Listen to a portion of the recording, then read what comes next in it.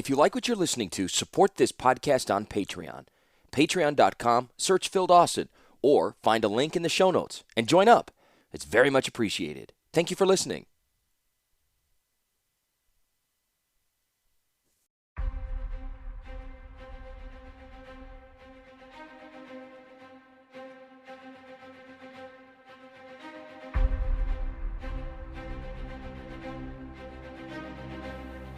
Chapter 11. Affairs of State. Tanos moved softly through the halls of the palace, with a subtle grace that belied his large frame. In the months since the death of the warlord, everyone had learned to move more quietly through the marble halls of the palace of Krug. The news of the warlord's death struck the oceans like a cold wave of seawater. It was sudden, unexpected, and decisive. For most of the oceans, the warlord had been the only leader they had ever known, and he seemed immortal. Now he was dead, cut down by a Falaji blade, said one story. No, said another, his heart was burst by Falaji magic. No, contended a third, he was boiled alive by the steaming breath of a diabolic machine, a machine controlled by the chief artificer's evil brother. No, the ruler was wearing one of the chief artificer's amulets, and it exploded. The warlord saved the chief artificer from a red-haired demoness summoned by the chief artificer's evil brother. Even when the truth was finally determined and circulated, the other tales survived and grew in the telling. One tale both true and widely popular was that Urza returned from Corlinda late one evening, piloting his distinctive ornithopter and bearing the body of the warlord. It was said he flew without rest from Corlinda. Others noted that he did stop, but the flight took him only 2 days. He laid the body to rest in the palace shrine and sent word to the temples of the news. Then he visited the new queen with the sad tidings. The state funeral was lavish and lasted 10 days. People came from the farthest reaches of Yosha to pass before the warlord one last time and pay their final respects. Guards had to be mounted along the funeral bier, not to protect the body, but to help move those who collapsed alongside, fainting from despair. The most notable casualty during this procession was Kayla's matron, who flung herself in tears onto the bier and eventually had to be dispatched to relatives in the country to recover. Queen Kayla and her royal consort, Chief Artificer Urza, appeared only on the last day. Their faces were drawn and tired, and they neither spoke nor smiled during their grim vigil. After the body was interred within its great shrine, the queen retired to her quarters, and the chief artificer went to his orniary. A calm settled over Krug. But it was a false peace as the merchants returned to their stores, the guildsmen to their crafts, and the scholars to their temple classes. The calm only barely hid the anger of the people. The Falaji had killed their beloved warlord, and the desert people would pay. There were incidents. Falaji traders, and in one case a Zegon jeweler, were lynched in the streets. Bands of young adventurers rode into Falaji territory seeking revenge, and when they did not return, additional bands set out to seek revenge for them. In order to prevent further foolhardiness, the army swung its doors wide open to anyone who wished to join. Recruitment tripled in a month. Eventually, the queen appeared in public, but she looked worn by her ordeal. Some noted that the warlord had protected her for too long from the duties of her position, and now she was feeling the strain. Others said she was meeting with the nobles and the guild leaders, assembling her own response to the Falaji. Many, including Tanos, noticed that when she appeared alone. The chief artificer, it was whispered, had retreated to his lab to prepare a secret weapon with which to defeat the desert tribesmen. Some said that it was a new version of an ornithopter, a more powerful bomb, or a gigantic version of his metal soldier, which had now gained the sobriquet of Urza's Avenger, for its attempt to seek revenge against the warlord's murderer. When the machine's fragments were returned from Corlinda with the returning army, it was interned alongside the warlord, like a faithful dog with its master. Rusko had not returned, and Tanos learned that while the clockmaker had survived the attack, he would not be coming back to Krug any time soon. The captain of the guard had been reassigned to a patrol unit to the west along the Falaji frontier and replaced in his duties within the palace. Over the course of the month, every pilot who had gone to Corlinda was transferred as well, also to units along the long frontier with the desert tribesmen. The Essential remained, but seemed to be on a short leash, with Queen Kayla holding the other end. Every other official, courtier, and servant in the palace was made suddenly aware that if the noon queen noticed something she did not care for, that something was removed. Everyone moved around the palace on tiptoe and spoke in whispers. The Falaji were, for their part, surprisingly quiet. They launched a brief raid into the sword marches, which provoked a counter-raid deep into the desert before it ran out of both supplies and enemies. Soon after the order came down, signed both by the queen and the chief artificer, every inch of the ocean ground would be held, but no one would raid Falaji territories without explicit orders. Many took this as a sign that the queen's consort was working on something very deadly and decisive for the Falaji. Of all the people in the city of Krug, only Tawnos knew what the chief artificer had been doing for the month following the warlord's death. Urza had stayed in the ornery night and day. He had dismissed the students for the moment, sending them to mourn the warlord and never calling them back. He allowed Tawnos to remain, though, and his chief apprentice worked hard, keeping the machines oiled and canvas supple. Mostly, however, Tawnos stayed out of Urza's way. Once or twice a day, Urza would emerge from his lair to meet with the newest captain of the guard or to send a terse message to some bureaucrat or other. Then he retreated again to his lair. And in his study, he stared at a piece of blank paper mounted on his drawing board. He stared at it for hours. At first, Tawnos wondered at what marvels Urza was dreaming up. But after the 5th day, the young toymaker became convinced that his master was simply overwhelmed by the responsibility that awaited him outside the ornery. Tawnos had ventured his opinion on the current situation to Urza just once. He had heard others note that the chief artificer would not strike against the Falaji because the desert tribesmen were led by his evil brother, whom Urza had not seen since they were both children. Some argued that Urza hesitated because he wanted to kill his brother himself. Others argued that he was afraid of the brother and did not want to fight. Tawnos cut away the implications of cowardice and put the question to his master. Why had he not struck back? Urza almost exploded. "War is a waste of resources," he shouted. "We lost 4 ornithopters in that fruitless assault, and I cannot replace them until I get more power stones. Why should I waste time, gold, and precious lives in battle to chase ghosts in the desert? Why don't I just burn down the city and save my brother the bother?" The outburst was as surprising as it was sudden. Afterwards, Tawnos moved more quietly into the ornery as well. Messages arrived, and Tawnos received them at the door. To those sent by the captain of the guard, Urza responded in short notes delivered by Tawnos. Sometimes the message was from some merchant or craftsman. Half the time the artificer would respond. Other times he crumpled the letter, tossed it away. Some messages were marked with the signet ring of the queen. These Urza left unopened by his drafting table. A flurry of them appeared for a while, and then they gradually tapered off. Finally, such a note arrived for Tawnos, demanding his presence in the queen's quarters that evening. A meeting at midnight, the missive said, and no one, not even Urza, should be told. Tawnos moved quietly through the corridors. There were no guards in the private wing of the building, and had not been since the warlord's funeral. It was late, and even the servants had abandoned their continual fussing and retired for the evening. He reached the doors to the royal household. In the distance, he heard the temple bell sounding the midnight hour. He knocked softly. For a moment, there was nothing. Tawnos feared his rapping had not been heard. Then a weak voice said, "Enter."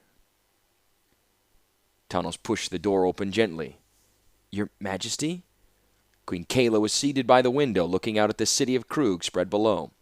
She was dressed in a sheer gown, covered by a crimson robe.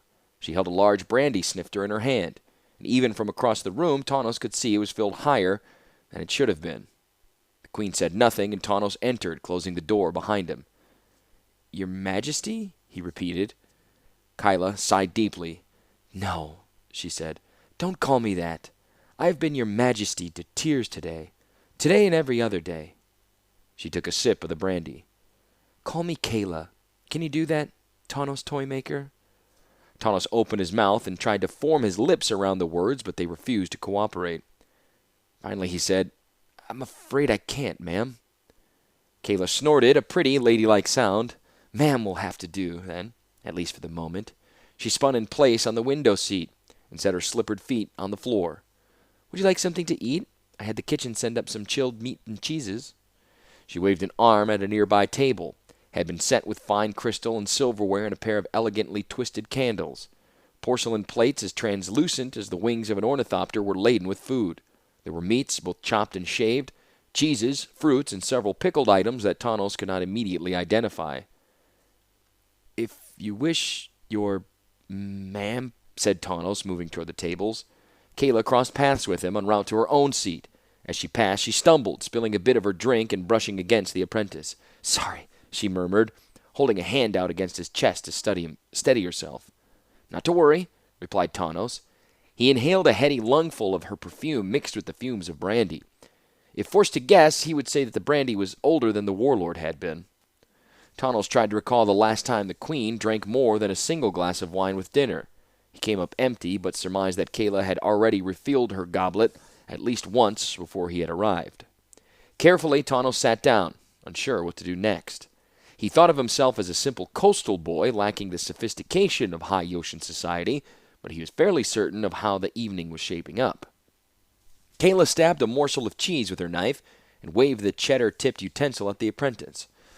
"So," she said, "how is he?" "He who, ma'am?" parried Tanos, looking over the pickled things, trying to determine what exactly they had been in life. His answer amused Kayla. "He who, he asks. He who is my loving and dedicated husband, that is who. He who you see more regularly than I these days."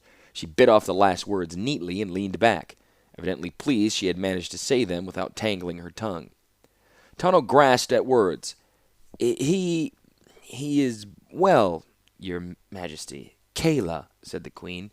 Kayla, ma'am." Tanos blushed as he said it.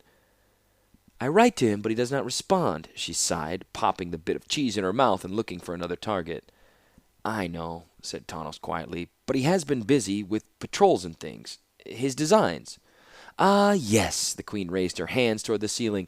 "Urza's wonderful designs. How I envy him. He can lock himself up in his room and not talk to anyone, least of all his wife, because he's always working on his wonderful designs." Tanos suddenly realized he had answered her original question wrong from the start. But how was he to know that she wanted to hear Master Urza was miserable? The queen seemed deeply interested in her brandy glass. Then she suddenly looked up. "I didn't expect much from the marriage, you know. I hoped for someone to talk to, or at least someone to listen.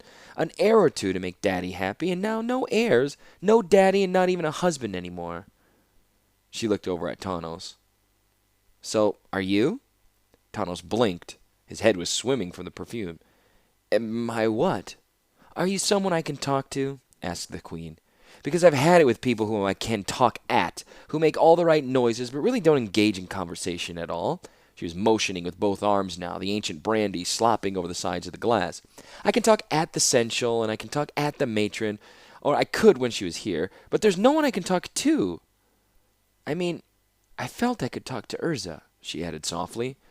"Not often. If there was daylight, he worked on his plans, his wondrous devices, but often enough, and I always liked listening to him, even if I didn't understand what he was talking about.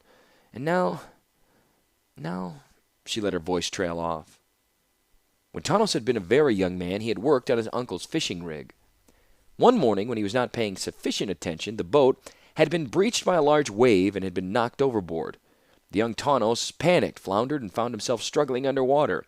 He was saved by his uncle, who pulled him aboard and suggested gently that the young man find another line of work. At this moment, Tanos felt much the same way, though no helpful uncle was in sight. "I'm so jealous of you, you know," Kayla said, her eyes becoming hooded slits as she charged off a new tack. "I mean, he spends all his time with you, and when he talks about lift and drag and pulley ratios and snail gears, you honestly understand what he's talking about. I'm not dumb, but on my best day I couldn't venture a guess about ideal pulley ratios." Tanos started to speak. "Everybody has their own strengths and weakness." "Am I so horrible?" she demanded, leaning across the table and grasping his hand. "Am I so repulsive?" As she leaned forward, her robe fell open, the gown beneath almost transparent in the candlelight. Tanos closed his eyes tightly. "No," he said. "You're not horrible at all." "Then why won't he come home?" she said, drawing back. Her hand still clutched him, and her voice was filled with unwept tears. "He sleeps at his work, you know that. That's what I need to know. Why won't he come back to me?" Carefully, Tanos pried the queen's fingers from around his wrists. As he spoke, he was aware that Kayla was listening for the first time that evening. "I think," he said calmly, He's in pain himself. Him? Said Kayla, leaning back. The great thinking machine, the paragon of logic, the chief artifact of Krug? All that, replied Tanos. And the man who stood next to your father when he was killed, the man who could not save him from dying. Have you talked about what happened at Corlinda? I mean, really talked? Kayla looked at him and blinked. I'll take that as a no, then, said Tanos. But he didn't realize what Daddy was planning, she said. I didn't realize it myself. Right, answered Tanos. But that doesn't make it any easier. Urza came back, and everyone treated him like a hero because he survived, and your father didn't. And he has to come back to you, he motioned with his hands. So he doesn't come back, finished Kayla, softly. The fuzziness of the alcohol seemed banished for the moment. He's punishing himself because he thinks I blame him, or I should blame him even if I don't, which I don't. Uh-huh, grunted Tanos. So I should march down to his workshop and we should talk about this? Tanos held up both hands, remembering his own experience of being direct. Perhaps it would be better to start with something else, something not directly connected to the past few months. Do you two have any happy moments together? Wait, said Kayla, and Tanos thought of an overworked engine leaking steam and straining to function. Yes, I do. Start with that, said Tanos. The Queen's face brightened visibly. Yes, I know it will work. She crossed over to the writing desk and penned a short note, then handed it to Tanos. Here, give this to Urza. Make sure he reads it. Tell him it is urgent. Of course, said Tanos, rising from his chair. He'll still be awake at this hour. And Tanos, she said. The apprentice turned, and Kayla leaned forward, pressing her lips against his cheeks. Thank you. Tanos blushed, the blood in his face clear, even in the candlelight. It is my pleasure. The kingdom can't take much more of everyone walking on eggshells around you two. Not that, she said. That was for being a better person than I might be. Tanos made sure Urza read the message, and 15 minutes later the chief artificer poked his head into his own living quarters. My queen, he said. Kayla? Queen Kayla bin Krug was seated at the table set with fine crystal and laden with meats and cheeses. Ah, my chief artificer, thank you for coming on such short notice. Your note said there was an emergency, said Urza, his eyes adjusting to the candlelight. A technical emergency. Yes, responded the queen. I have a small music box, an heirloom. I think it's broken. She motioned to the place setting opposite her. On the plate was a small silver box. Carefully, Urza opened the box, then turned it over slowly in his hands. I think that all is wrong with it is the spring is wound down again, he said at last. Kayla opened her eyes wide. Wound down? Urza nodded and cleared his throat. Yes. I would need a key for it. A key? She said, and opened her robe. The sheer gown she wore was almost translucent in the candlelight. Around her neck she wore a pink ribbon, and hanging from that ribbon was a battered metal key, red with rust along one edge. Would this one do, Lord Artificer? Urza looked at the key at the music box. He stared long and deep into the queen's eyes. Yes, he said at last. I think that will do indeed. For the first time in a month, Urza smiled. The chief artificer did not come to the ornery the next day, nor the day after that. On the third day, Tanos arrived to find a sheaf of parchment marked with detailed instructions, starting with recalling the students and quickly moving on to a list of improvements to ornithopter design and plans for building new Avenger-style mechanical men. There was no sign of Urza, and a marginal note to Tanos indicated that he should not be expected until mid-afternoon, if then. Tanos allowed himself a healthy grin, and quickly began to fulfill Master Urza's list of demands.